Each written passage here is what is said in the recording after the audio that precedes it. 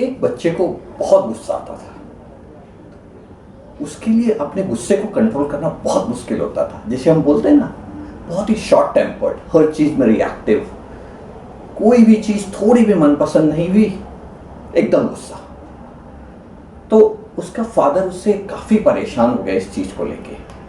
तो उसने उस बच्चे से बात की और उन्होंने एक चीज़ का डिसीजन लिया, क्योंकि बच्चा भी चाहता था कि किसी तरह वो अपने इसको कंट्रोल कर पाए, बट उसे भी समझ में नहीं आता था। क्योंकि वो, आपने भी देखा होगा, जब गुस्सा आता है तो हमें अचानक से समझ में नहीं आता है कि वो गुस्सा अंदर से कहाँ से आ गया। बिफोर हम अपने को कंट्रोल कर पाते हैं, समझ पाते हैं, वो गुस्सा बहुत तेज़ी से बाहर निकल जाता है।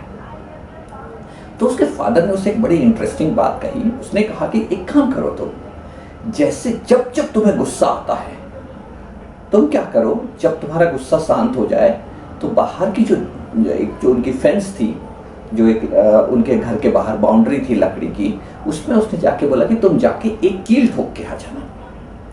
तो बच्चे को आइडिया अच्छा लगा। एटलीस्ट ये है कि उसे पता तो चलेगा दिन में कितना गुस्सा आया, कितनी बार उसे गुस्सा आता है। तो उस बच्चे ने इसको करना सीखा। तो पहले दिन जब बच्चे ने शाम को गिना तो वहाँ पे करीब उसने 40 कीलें गाड़ी थी। तो ऐसे करके दिन चलते गए और फिर बच्चे को एक एहसास हुआ कि वो गुस्सा करना तो ठीक है, लेकिन उसके बाद जो कील ठोकना पड़ता है उसमें बड़ी मेहनत लगती है। तो धीरे धीरे करके उसके अंदर एक रियलाइजेशन होने लगा, और क्योंकि उसे इस चीज़ का एक आभास होने लगा कि हर बार गुस्सा करना मतलब बहुत सारी मेहनत है, तो धीरे धीरे करके उसका गुस्सा काफ़ी कंट्रोल होने लगा। और एक दिन ऐसा भी आया जबकि उसे उस दिन कोई गुस्सा नहीं आया।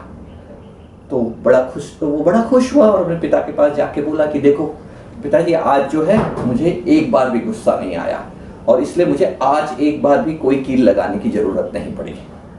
तो उसका पिता भी बड़ा खुश हुआ। बट उसके पिता ने फिर उसे बोला कि एक काम करो, अब तुम वो पॉइंट्स आइडेंटिफाई करो जहाँ जहाँ पे तुम अपने गुस्से को कंट्रोल कर पाए। देखिए, गुस्सा क्या होता है, हर एक के अंदर होता है, आता है, बट डिफरेंस क्या होता है कि आप गुस्से को हैंडल कैसे करते हैं। तो वो एक बहुत ज़रूरी चीज़ होती है। तो बच्चे ने भी बोला कि चलो ये भी करके देखते हैं। तो फिर उस बच्चे ने अगले दिन से जब जब उसने वो पॉइंट आइडेंटिफाई किए कि जब वो, उसे पता था कि हाँ गुस्सा आने वाला है, उसका गुस्सा आता भी था बट वो उसको बहुत अच्छी तरह से कंट्रोल कर पाता था। वो ओवर रिएक्ट नहीं करता था, चीज़ों को समझता था कि क्यों गड़बड़ हुई है और क्या कारण है जिससे उसे गुस्सा आ रहा है।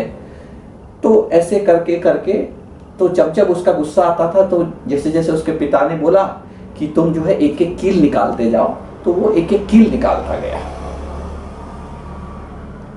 तो ऐसे करके काफ़ी दिन बीतते गए और एक दिन ऐसा भी आया कि जब जो फेंस थी उसमें कोई कील ही नहीं बचा। तो बच्चा बड़ा खुश हो गया और वो फिर अपने पिता के पास गया। पिताजी, आज मैं सारी कीलें भी निकाल पाया और मैं अब अपने गुस्से को बहुत अच्छी तरह कंट्रोल कर पाता हूँ, उसे मैं बहुत अच्छी तरह हैंडल कर पाता हूँ। तो उसके पिताजी ने उससे बोला कि चलो मैं तुम्हें एक और इंटरेस्टिंग चीज़ दिखाता हूँ। तो वो उसे फेंस पे लेके गया जहाँ पे वो कीलें लगाता था। तो वहाँ पे अब क्या था, बहुत सारे छेद बने हुए थे, क्योंकि आपने कील लगाई और फिर निकाल ली, तो वो जो कील की जगह थी वहाँ पे छेद बन गया। तो उसके पिताजी ने बच्चे को वही बोला कि देखो बच्चे, गुस्सा आया, आपने कंट्रोल किया, लेकिन फिर भी जो गुस्से से क्या होता है ना, कई बार परमानेंट डैमेजेस होते हैं, जो कि अभी तुम इस फेंस में देख रहे हो। तो ये भी एक बहुत चीज़ सीखना ज़रूरी होता है कि कभी कभी हमारे गुस्से से ऐसे डैमेज हो जाते हैं जो कि परमानेंट हो जाते हैं और वो हमें लाइफ लॉन्ग परेशानी देते हैं। तो उम्मीद है आप लोगों को स्टोरी पसंद आई होगी। एंड अगेन जहाँ तक गुस्से की बात है, अगेन मैं वही कहूँगा कि गुस्सा सबको आता है, आना भी चाहिए। सिचुएशंस होती हैं जहाँ पे कि आपको अच्छा नहीं लगता है, लेकिन इम्पॉर्टेंट क्या होता है कि आप उस गुस्से को हैंडल कैसे करते हैं, उसे आप रिप्रेजेंट कैसे करते हैं, उसे आप